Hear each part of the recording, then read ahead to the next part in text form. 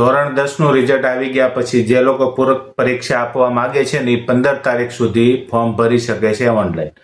વિદ્યાર્થીઓ અમુક શું હોય, કોઈ કારણોસર ગેરહાજર રહ્યા હોય અથવા જેમને પોતાનું પરિણામ સુધારવું છે અથવા એકાદ બે વિષયમાં નાપાસ થયા હોય જેને પરીક્ષા આપવાની થતી હોય તો 15 તારીખ સુધી તમારે ઓનલાઈન ફોર્મ ભરવાના છે. વેબસાઇટ તમને બધાને ખ્યાલ હશે ગુજરાત બોર્ડની, નહીતર કેપ્શનમાં પણ મેં આપેલી છે, તમે વાંચી લેજો. એટલે એમાં પણ વેબસાઇટ આપેલી છે.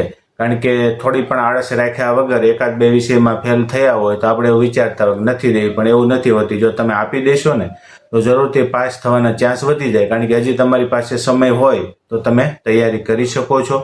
અથવા તો જેમને ગુણ સુધારવા છે, એમને લાગે છે કે મારે પરીક્ષાના રિઝલ્ટ ચેકિંગ થયું એમાં ભૂલ છે, તો એમને તમે ફોર્મ ભરી અને તમે નોંધાવી શકો છો કે મારું પેપર ફરીવાર ચેક કરવામાં આવે છે. એની થોડી ઘણી જે ફી હોય એ ભરીને તમે ફરીવાર પેપર ચેક કરાવી શકો છો. માટે વિડીયો ખાસ શેર કરજો. કોઈને પરીક્ષા આપવી હોય તો ભલે અને ગુણ સુધારવા હોય તો પણ ભલે.